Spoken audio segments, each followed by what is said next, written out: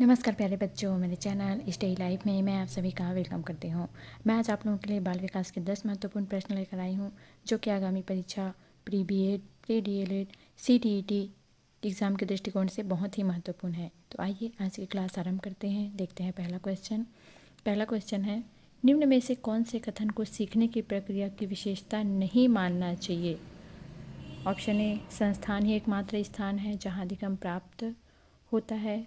Option B, सीखना एक व्यापक प्रक्रिया है। ऑप्शन सी, सीखना लक्ष्योन्मुखी होता है। ऑप्शन डी, अनधिगम भी सीखने की प्रक्रिया है। तो सीखने की प्रक्रिया की विशेषता अनधिगम भी सीखने की प्रक्रिया है, सीखना लक्ष्योन्मुखी होता है, सीखना एक व्यापक प्रक्रिया है। लेकिन इसकी विशेषता क्या नहीं है कि संस्थान ही एकमात्र स्थान है जहाँ अधिगम प्राप्त होता है।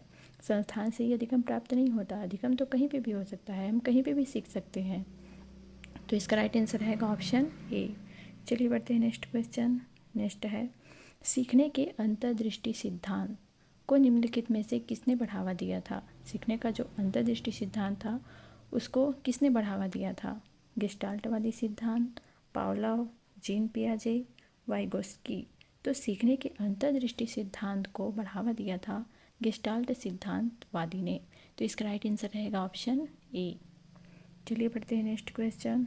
नेक्स्ट है, अधिगम के प्रक्रम में अधिगम की जो प्रक्रिया होती है उसमें अभिप्रेरणा सीखने वाले की स्मृति को तेज बनाता है, पुराने अधिगम से नए अधिगम को विभेदित करता है, एक दिशीय रूप से सोचने में सीखने वालों को प्रस्तुत करता है, नए सीखने वालों में अधिगम के लिए रुचि का सृजन करता है। तो अधिगम के प्रकरण में अभिप्रेरणा जो है वो नए सीखने वालों में अधिगम के लिए रुचि का सृजन करता है। तो इसका राइट आंसर रहेगा ऑप्शन डी। चलिए बढ़ते हैं नेक्स्ट क्वेश्चन। नेक्स्ट है, बचपन के सांप्रतिक दृष्टिकोण की मान्यता है। बचपन के सांप्रतिक दृष्टिकोण की मान्यता क्या है?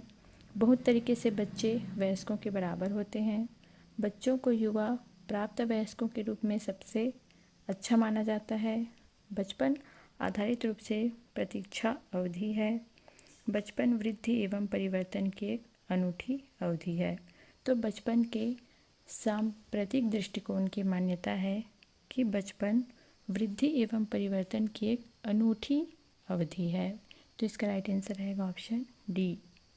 चलिए बढ़ते हैं नेक्स्ट है, अल्पवयस्क बच्चों के अधिगम प्रक्रम में जो अल्पवयस्क बच्चे हैं उनके अधिगम प्रक्रम में अभिभावकों की भूमिका होनी चाहिए। अभिभावकों की भूमिका कैसी होनी चाहिए? निषेधात्मक, अग्र सक्रिय, संवेदनात्मक, उदासीन। तो अल्पवयस्क बच्चों के अधिगम प्रक्रम में अभिभावकों की भूमिका होनी चाहिए अग्र सक्रिय। सक्रिय भूमिका निभानी चाहिए अभिभावकों को, तभी बच्चे जो हैं सीखने के लिए आगे बढ़ते हैं, उन्हें मोटिवेट करना चाहिए। तो इसका राइट आंसर रहेगा ऑप्शन बी। नेक्स्ट क्वेश्चन है, बच्चा किस प्रकार सीखता है? पुस्तकें पढ़कर, परिचर्या द्वारा, प्रश्न पूछकर, कई प्रकार से। तो बच्चा जो है वो पुस्तकें पढ़कर ही सीख सकता है, ऐसा ज़रूरी नहीं है। चर्चा द्वारा ही सीख सकता है, ऐसा भी ज़रूरी नहीं है। प्रश्न पूछकर भी सीख सकता है, ऐसा ज़रूरी नहीं है। बच्चा कई प्रकार से सीख सकता है, पुस्तकें पढ़कर भी सीख सकता है, परिचर्या करके भी सीख सकता है, प्रश्न पूछकर भी सीख सकता है, और बहुत सारे तरीक़ों से बच्चा जो है सीख सकता है। तो इसका राइट आंसर रहेगा ऑप्शन डी। नेक्स्ट क्वेश्चन है, निम्न में से सर्वोत्तम कौन सा एक अच्छा अध्यापक है? अध्यापन के लिए व्याख्यान विधि का प्रयोग करता है, प्रायः प्रदर्शन के माध्यम से सिखाता है, विद्यार्थियों को सदैव सीखने के लिए प्रेरित करता है, विद्यार्थियों को सदैव अनुशासन में रखता है। तो एक अच्छा अध्यापक का सर्वोत्तम गुण यह है कि वह विद्यार्थियों को सदैव सीखने के लिए प्रेरित करे। तो इसका राइट आंसर रहेगा ऑप्शन सी। चलिए बढ़ते हैं नेक्स्ट क्वेश्चन।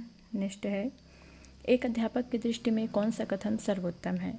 आप भावी अध्यापक हैं तो आपके हिसाब से कौन सा कथन सर्वोत्तम है? प्रत्येक बच्चा सीख सकता है, कुछ बच्चे सीख सकते हैं, अधिकतर बच्चे सीख सकते हैं, बहुत कम बच्चे सीख सकते हैं।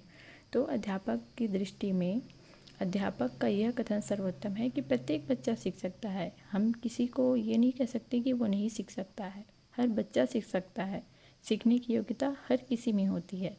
तो इसका राइट आंसर रहेगा ऑप्शन ए।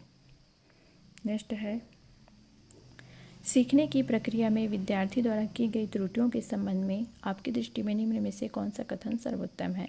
सीखने की प्रक्रिया होती है और विद्यार्थियों द्वारा वहाँ त्रुटि भी होती है। आपकी दृष्टि में कौन सा कथन सर्वोत्तम है।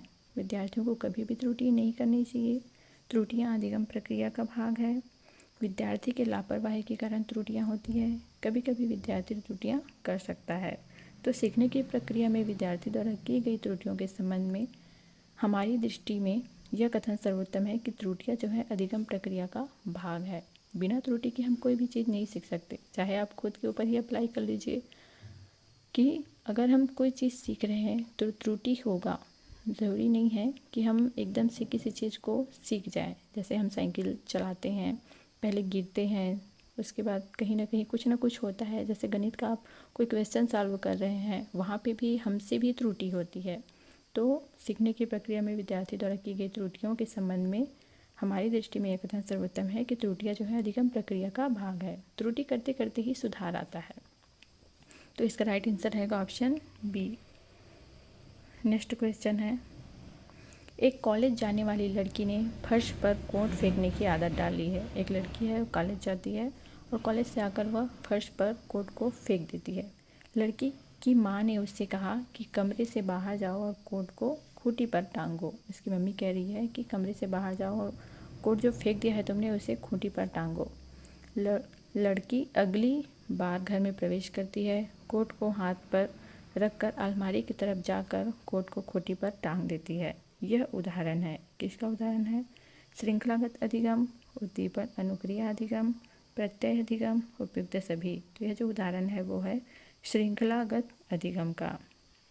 तो इसका राइट आंसर रहेगा ऑप्शन ए। तो चलिए आज की क्लास यहीं समाप्त करते हैं। आशा करती हूँ आप सभी को मेरा वीडियो अच्छा लगा होगा। स्टडी रिलेटेड क्लास से जुड़े रहने के लिए मेरे चैनल को सब्सक्राइब करें, वीडियो को लाइक और शेयर करना न भूलें। धन्यवाद।